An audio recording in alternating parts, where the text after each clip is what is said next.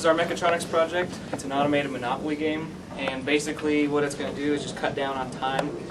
You're going to run around the board, you're going to land on a button, the corresponding space, and if it's a property, it's going to turn a stepper motor to the right angle, and it's going to turn this DC motor on, grab your card, and output it to you out the top.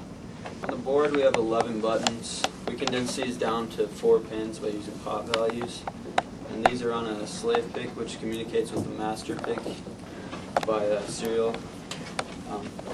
And on the front we have 9 buttons. These are wired up as a keypad, and they work for our active menu, which works on our LCD screen.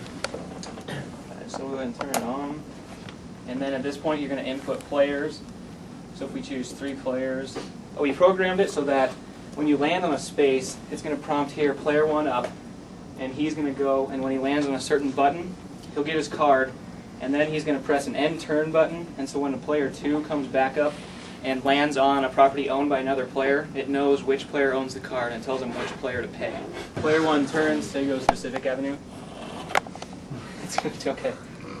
We'll go Pacific Avenue here, and we're going to end this turn. Player 2 is up now. And say if player 2 again lands on Pacific Avenue, it's going to say Pacific Avenue, pay player 1. So it recognizes who has the card, and it can keep track of up to 6 players. Instead they roll doubles. They'll go again. Well, yeah. Go to North Carolina. It's going to turn the corresponding direction, grab it, put it out the top for you. We also have function if they land on, say, chance. Whoa. It's going to blink your lights here so you know which card to go for. Make sure you know which one's the chance card. And this works out every time. Go directly to jail, which is another space we have, so if you land on jail... So here comes the railroad. Where it turns the full 180, goes down and grabs it.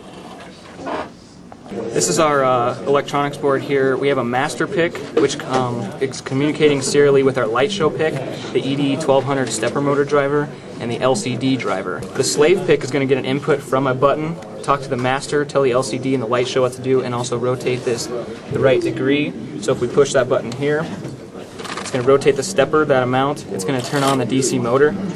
And back here, to make it stop, we have 2 photo interrupters, and it's going to trip on either end of the rotation of the motor, and which tells it how to stop here. By running this reversible DC motor, we have a homemade H-bridge to do it the 2 different directions.